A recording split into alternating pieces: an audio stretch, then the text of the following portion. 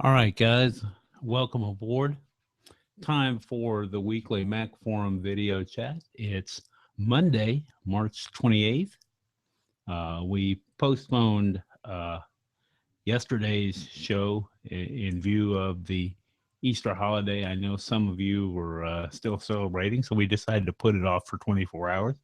And as usual, for this evening, we have an assortment of forum related news, tips and tricks, and a few other little tidbits of information here and there. All right, let's get right into things here. First of all, let's welcome our newest member, Gaydu. As of about uh, 20 minutes or so before showtime, we had hit over 288,000 members. So I want to welcome all of our new members that joined in the last week. And if you happen to lurk the forum and stumbled on the show that way because of the forum link, I want to welcome you and be aware, though, you can search the forum and uh, read, lurk, look around for solutions. But in order to post a question, you really should go ahead and become a member. The contact us thread is not a great place to post general questions about issues that you're having because they're only seen by a relatively small number of people who are part of the administration moderation team. It won't get seen by the majority of the members until you become a member and post it in the appropriate area. Now that we've gotten that out of the way, let me give you a little bit of an idea of some of the things that are going on in the forum. As usual, we have a few comments here and there about the Apple event that happened the other day. There are questions that are coming up. We have a number of things that have come up in the forum over the last couple of weeks relative to new gear, when it was going to come out. Some comments in the forum about the smaller iPhone, the smaller iPad Pro, which I got to tell you, normally I go for the biggest screen I can lay my hands on, but there have been some times when that smaller screen would come in really handy. I'm waiting to actually play with that screen a little bit. Uh, I want to see if the new screen, which is just a little different from the one on the existing iPads, is a little less reflective and might work a little bit better as an ebook reader, particularly in bright light. Those of you that have tried reading your iPhone screens in bright sunlight, you know that sometimes that can be a little bit of a problem. While it's not a big issue for general things like making a phone call, it can be when you're trying to do things like read a web page, read an ebook, things of that nature. So I'm going to be curious to see what becomes of that. Um, excuse me. One of the things that I mentioned that occurred to me is there there have been a lot of things that have come up since the new um, event, since the new phones were announced. One of the things that has come up, I think, for some people, they're going to be looking seriously at getting the smaller phone, trading in their 6 Plus for the smaller variety. And I know that Kirk McLaren has a piece on his site about doing just that. He thinks he's going to like the smaller form factor much better than the larger screen. I will tell you that the larger screen is a great thing if you are using your phone as an ebook reader, something like that. But for some people, for just general day to day operation, it's a little bit big for that. Uh, all right. So let's get into a couple of things that have come up this week. Um, Apple dropped iOS 9.3 on us, the public release this week. It's out of beta. I've been playing around with the beta for a little while. Haven't mentioned some of the features because you never know until something goes final exactly what features are going to make it, what features aren't. Uh, but the beta was remarkably stable for me. I didn't get a chance to test every function, but the beta was remarkably stable, and they just put the official 9.3 release on my phone today. So far, no problems. Uh, I want to mention something though. Um, Member Aljon had posted about a problem in the sense that when they plugged headphones in the next day to watch a video, the sound stopped, the video closed down. They unplugged the earbuds, and sound came back, and they were able to watch the video, but the sound seemed to be a little bit lower than they had anticipated. Okay. They attributed that initially to um, they had plugged in a speaker cable, did some troubleshooting, etc., and they attributed the lowered volume to a an attempt not to drain the battery by having the speakers or headphones or earbuds cranked up. But there's another answer for that, and I want to thank member Rod Sprague for bringing this to our attention. It's not actually a battery saving issue. If you notice that the volume level on your phone has jumped or gone down from what it used to be, go into settings, music, and see if volume limit is switched on. That's something that Apple has had in for a while to try to reduce the likelihood that users did themselves hearing damage by having something turned too loud. So if you've accidentally turned that on, or if it got switched on from an update and you haven't had it on in the past, that's something to look at. Again, that's in settings and music, and then volume limit, and see if it's switched on.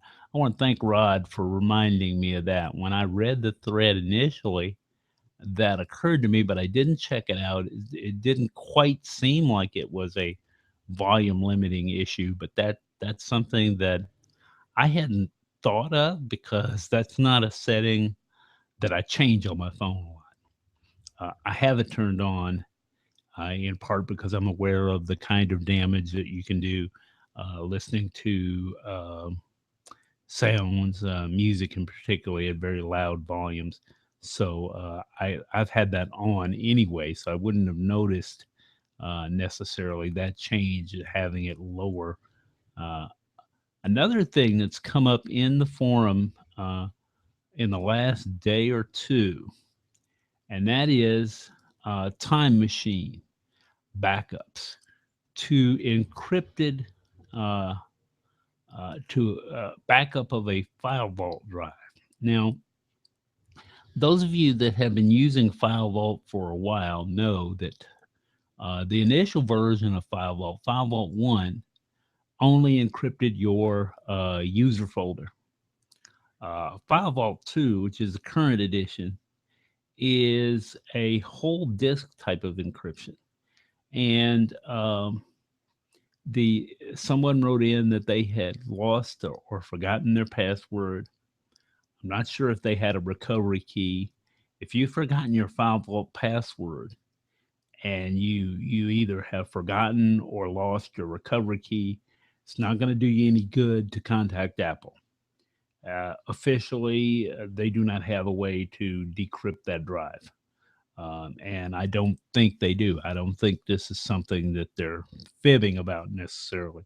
The whole point of encryption is to have a something that is proof. Oh, and by the way, I'll finish that thought in a second. I've got the TV on in the background, and I meant to mention this last week. I hope you guys have seen the iPhone 6s Hey Siri commercial with the Cookie Monster. Okay, I'm 50 odd years old and I like this commercial. It's funny. Okay, when the Cookie Monster is asking Hey Siri to set a timer and tell him what time it is, and he waits like 1 minute and asks, "What time is it?" And the whole time he's baking cookies and doing all kinds of things. It's just a funny commercial. Um, it's a little more. It doesn't poke fun at the PC guys like some of the Apple PC ads from earlier years did. But that's a funny thing. I had to mention that since I saw the commercial on in the background there. I forgot to mention it last week, just in case you guys haven't seen that one. But anyway, what I was mentioning about File Vault with the encryption turned on, if you lose that encryption key or you forget your password, it's not going to do you much good to contact Apple. Um, and the question came up about, could you erase the drive and restore from a time machine backup? And that led to a discussion of whether the time machine backups were encrypted. If you did a time machine backup of a file vault drive, is it encrypted or not? Well, the answer to that is that by default, when you activate uh, time machine on a drive, let's say your boot drive has File Vault 2 enabled, and you activate Time Machine, by default, the backup is not encrypted. I repeat, not encrypted. But you can, if you choose to, have that backup be encrypted as well as the drive itself. Okay. And there is an article on About Tech that goes into this a little bit more detail. It'll give you some tips on how to force Time Machine to encrypt your backups, how to set encryption for the backup drive, how to turn that on, and all of that.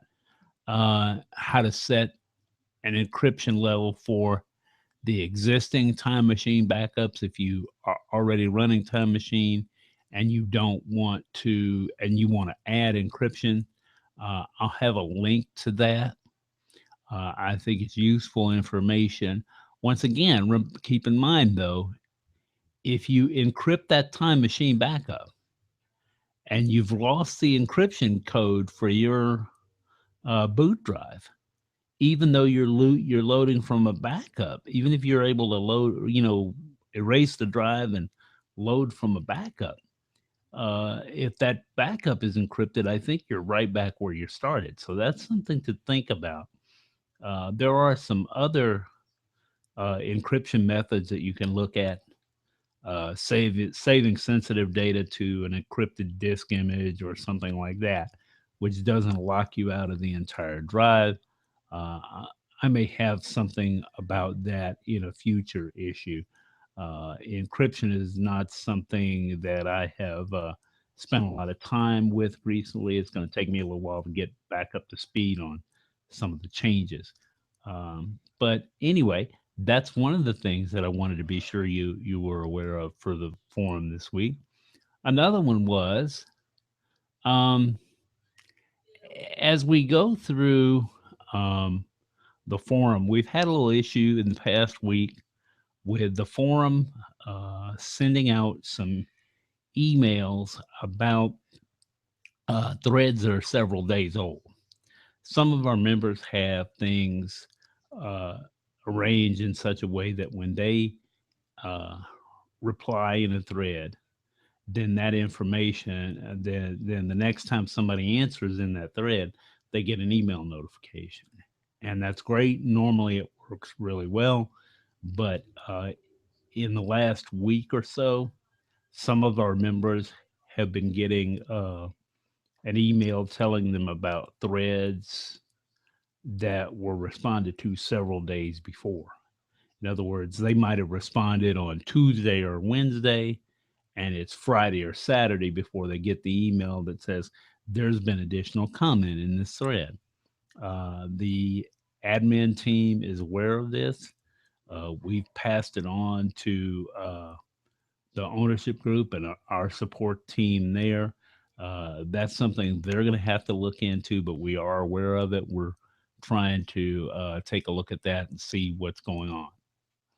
Uh, Also, this week, on some things that are not related directly to Mac Forum, but just Mac use in general, Kirk, the iTunes guy, McLaren, has some interesting comments this week. One of them is an article that is a discussion of what has happened to music sales and music revenue in this era of streaming music. And there have been some issues. Some articles, I think there was one in the New York Times that have reported that the music industry is not making as much money as they had originally. Um, but Kirk, in the summary of this issue, points something out that I think needs to be mentioned in the discussion. And I had not thought of this. It's one of the reasons I linked to the article.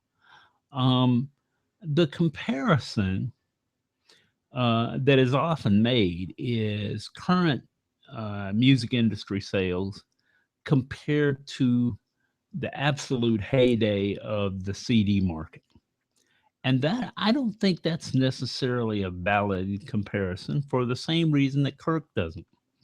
Those CD sales included a large number of sales for people who were in the midst of replacing analog recordings from cassette and from vinyl to CDs. So, in addition to, say, a new CD that had never been released before, you had sales of existing albums like the all of the a lot of the stuff from the 60s and 70s started appearing on CD.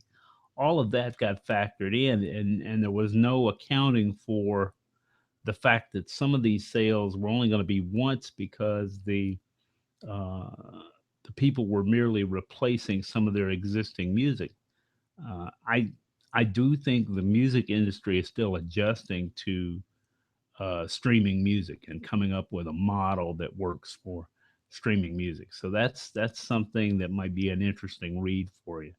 I've got a link to that in the show.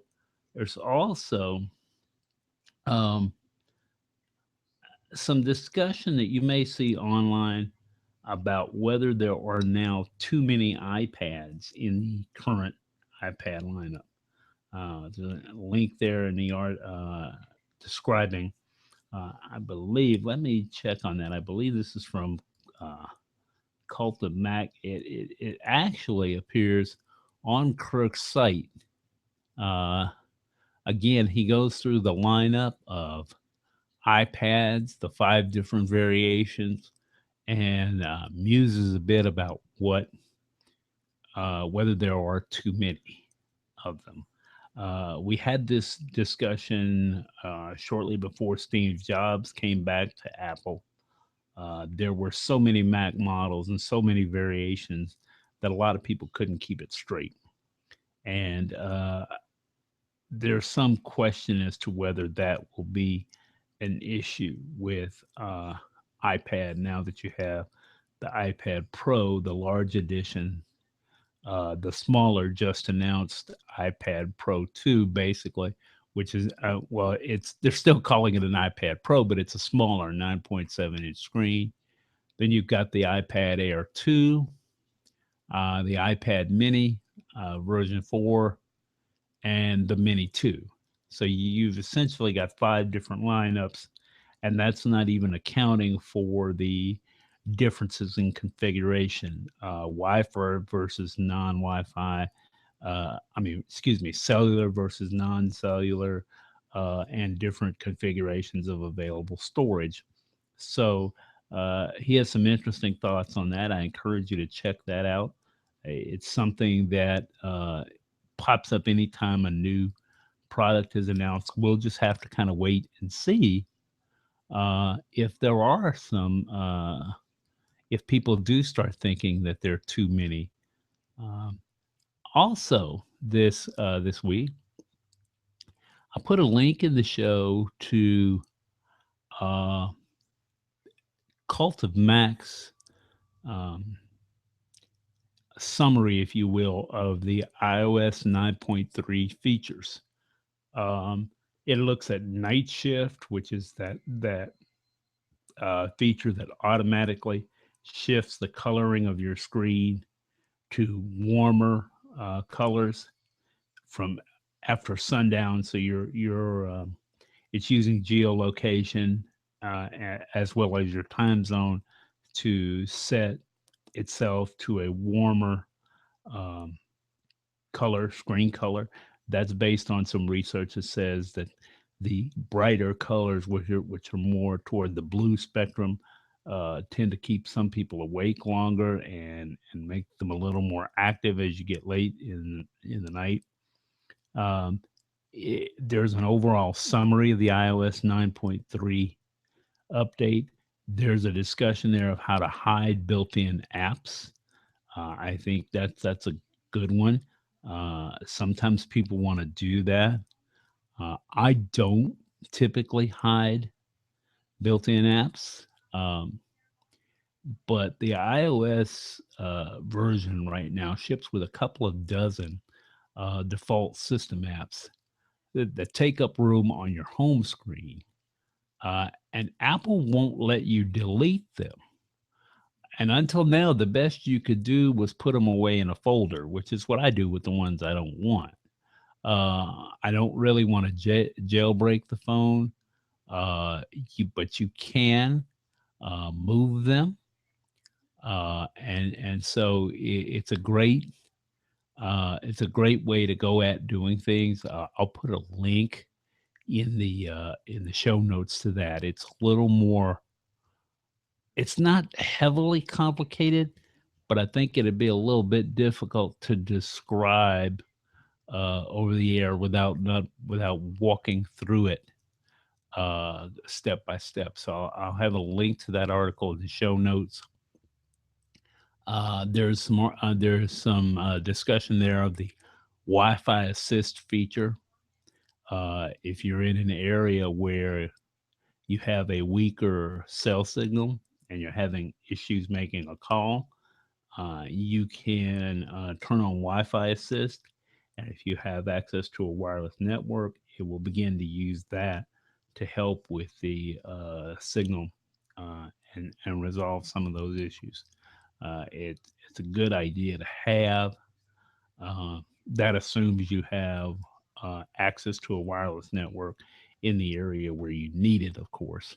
Uh, I know I can be in certain buildings that I go into, and in one part of the building, I have good Wi Fi signal, and another part of the building, I don't. This is an attempt to address some of those kinds of issues. And we've also got a look at a description of how to use a Bluetooth keyboard with your Apple TV. Though some of you, if you've been using an Apple TV for a while, you know that entering information in those search fields can get a little cumbersome when you're just using that little remote. So, but you can, and I did this a while ago with a the really cheap uh, Bluetooth keyboard. Uh, but you can do it using Apple's Bluetooth keyboard, obviously. The first thing you need to do is put your keyboard into discovery mode. Some vendors call it pairing mode if you're not using Apple's default keyboard. Okay, if you are using an Apple one, look at the little LED light. If it's blinking, then it's in pairing mode. Uh, and if it's steady, you know that it's paired with a different device. So you're going to need to unpair it and start over again. When you get it paired up with the Apple TV, what you're going to be doing, if you have the Magic Keyboard, make sure it's charged and then turn it on. Okay. when you get ready to pair, you're going to go into your Apple TV settings and then look for settings. And then on the newest Apple TV, it's called remotes and devices. It's a similar process on the older Apple TVs, and then Bluetooth, and you can pair a keyboard. In the older versions, in Apple TV 3 and before, you can go to settings and general and Bluetooth. And that'll allow you to use your keyboard anywhere that you want to pair, where you want to enter a password, a passcode, any of the search fields, any of those. It makes things much nicer. There, and the article also lists some shortcuts. For example, F3 switches to a different app. F4 goes to the Apple TV home screen. F7 to rewind, F9 to fast forward, and similar. I'll put all of this in the show notes. Want to mention one thing. Apple, are you listening here? I hope so. Engineering folks in Cupertino, all right. Could you please, with your new Magic Keyboard, put a means in there of pairing with more than one device? Though when I got the Apple Magic Keyboard 2, the current one that has the Lightning charger connector, the one thing that I missed from my previous Logitech keyboard is the ability to pair with multiple devices.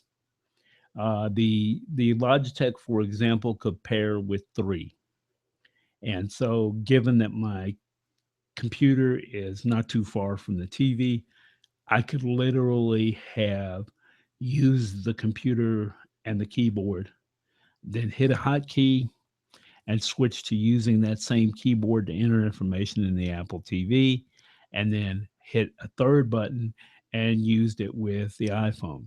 So, guys, I mean, I'm not really too terribly bent about using it with the iPhone, but could you please? I'm begging you, change this, make it work with more than one device simultaneously. Other people are doing this. And while we're at it, I know it's probably asking too much, but I miss the backlight. Okay.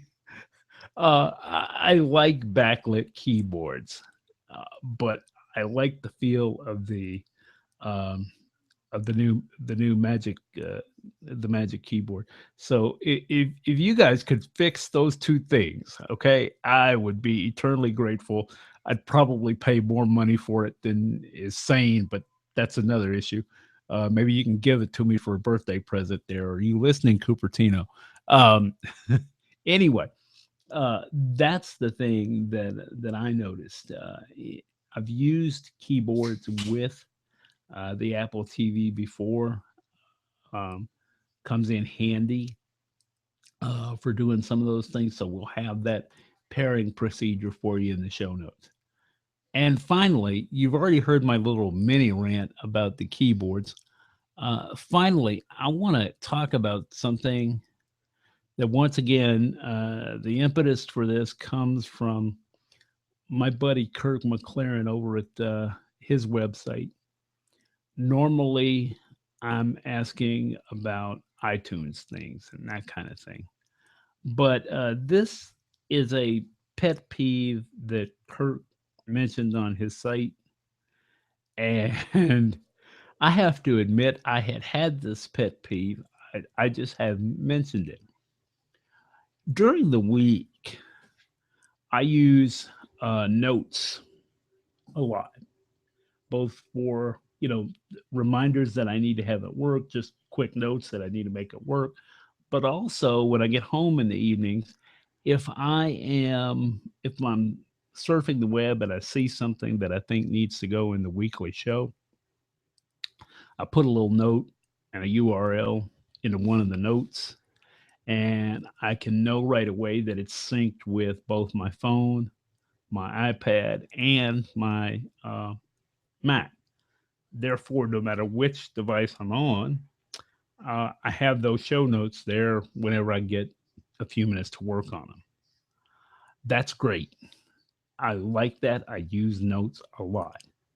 But I have run into two things that Kirk and I share as pet peeves about notes.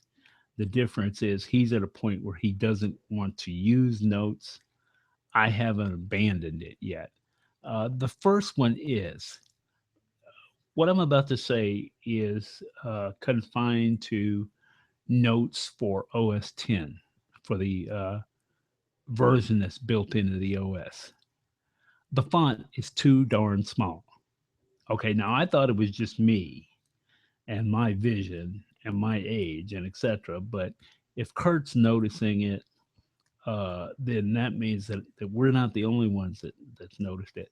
And here's the problem: in a very un-Apple like, I don't know if that's a word, but you get what I mean. In a very un-Apple like thing, there is no easy way to set it to a larger font.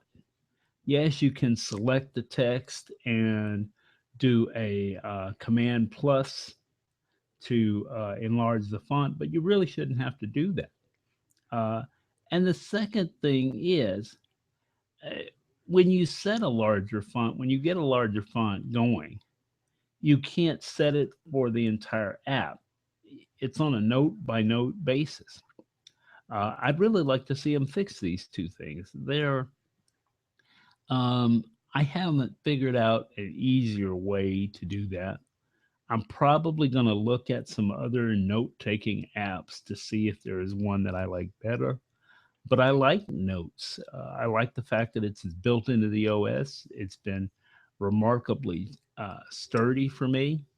Uh, doesn't crash. I've yet to have a problem with notes.